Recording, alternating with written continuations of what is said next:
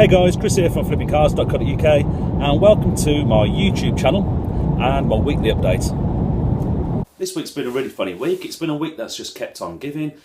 In my last video I told you about the AA van where the barrel had collapsed at BCA Measham and they wouldn't do anything about it because it was sold as seen, but I gave them a call and I refused to take it off the site. And the key to dealing with the auctions is if there's an issue, don't take the car off the site. As soon as you do that, you negate any help you're going to get.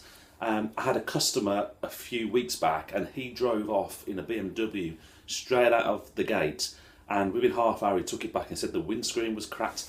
But he took it back in and they refused to help. So I had to take that car and we had to get it sorted between us. But with the barrel, because it had collapsed and I hadn't even driven it a metre, even though it was sold as seen, I just kicked up a fuss. Now I do buy a lot of cars off BCA, so they do tend to help me out a little bit more than they would a private buyer buying just one single car off them. But the key here is don't drive off. So this week they're going to fix the barrel for me, so that's a massive thumbs up. That's going to save me some money. On top of that, I also went to another auction and I bought myself a car for my retail outfit, and I've also won an on-the-spot prize. These are really worth looking out for. Every now and again you'll get an auction like a BMW auction or an Audi auction and they'll have spot prizes, and BCA sent me 500 quid of Love to Shop vouchers. Absolutely fantastic. 500 quid on top of the profit I'm going to make on the car as well. So they're fixing a lot for me, which has saved me some cash, and they've also sent me 500 quid. So for once I feel like I've won against the auctions. It doesn't happen often, but I feel like I've won. I've also actually bought some really good cars. Some of the stuff I've bought off them has been really good, all really good grades, really good condition, and I've had some great, really happy customers. So it's been quite a successful week as far as making some money from the auction houses themselves direct, just not only off the cars and the vans that I also buy. Cracking result.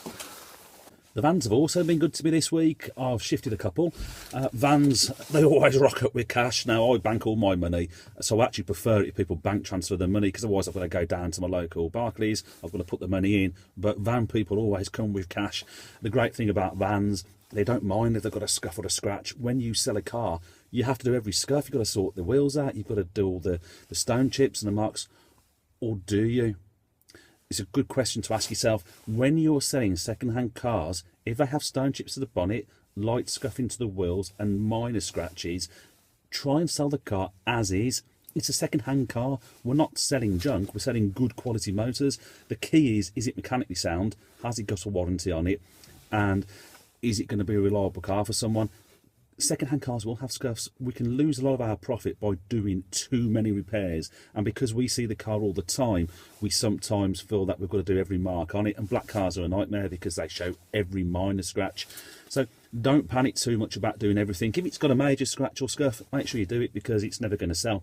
But if it's got light scratches or small stone chipping, try and sell the car as is.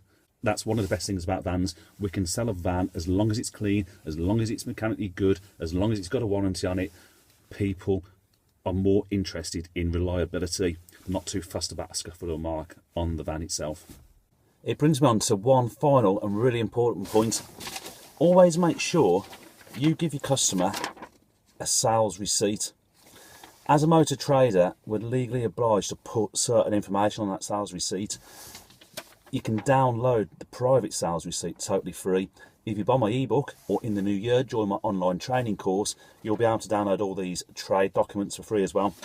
It's always worth doing a PDI as well, a pre-delivery inspection, even on your used motors. Just check everything operates before your customer drives away, because there's nothing more embarrassing is 5 minutes later when they pull back up and they say, look Chris, there's something wrong with the car. You should have known anyway. So always do a pre-delivery inspection on anything you sell. It'll save you a lot of headaches further down the line. After all, we don't want screamers coming back to us. If you don't know what a screamer is, as soon as you've worked in the motor trade, anybody who comes back with that car who's got an issue with it is known as a screamer. You'll soon get to know what screamers are like. Something else as well is that this week I was on the radio. I actually phoned up to take part in a quiz called Danograms on Radio WM with Danny Kelly, and it was really quite funny because I called up just to enter because he was going, look, only 1% of people who listened to the radio ever actually called in. And I thought, you know what, I listen to his show all the time. I'm going to call up, and it's pretty much like YouTube videos. Only probably 1% of people will ever give you a thumbs up or will ever share the video, and probably even less will leave a comment. So I really do appreciate you guys when you take the effort to leave a comment below. So it worked nicely as a bit of free promotion, because he asked me what my business was, and he'd heard of me, and he'd watched my video just a couple of weeks earlier when I went to Mannheim with the Chinese student who bought the BMW. But my main business is called flipping cars. Flipping cars, yeah. Are you the guy that takes people to Mannheim? That's the one, mate. Yeah, I've taken to Mannheim, Mission. I run courses. I was on TV as well last year on a TV program called Field and Field. Chris, well, first of all, thank you for listening to this show. I was looking at your YouTube video only 2 weeks ago. You took that guy to Mannheim, the Chinese fella, bought a 5 Series. That's the one, yeah. A young student buying a 5 Series BMW M Sport, can you believe it?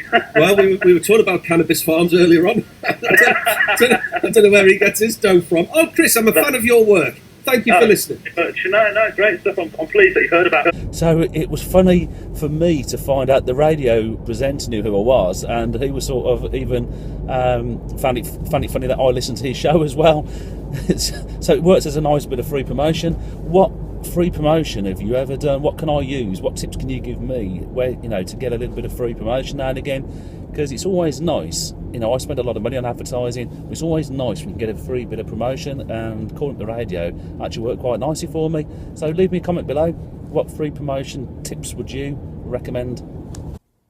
I hope you enjoyed the video. If you did, please give it a thumbs up. It always helps. And why not subscribe to my YouTube channel? Over 60 people subscribed last week, and I'm going to try and push this channel to get to 10,000 subscribers plus as soon as I can within the new year. So if you're on social media, please do share a link to my YouTube channel, whether you're on Facebook, on Twitter, or any other social media service. Please do share a link to my site. It'll be much appreciated. Thanks, and catch you next week.